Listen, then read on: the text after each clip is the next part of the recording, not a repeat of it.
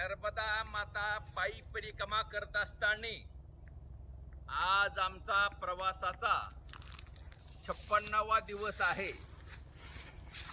आम्ही आता नीलकंठ सीलकंठ या परिसरातून निघालोय। नीलकंठाचं दर्शन वगैरे घेतलेलं आहे आणि असा आमचा सुंदर असणारा प्रवास त्या ठिकाणी चालू आहे।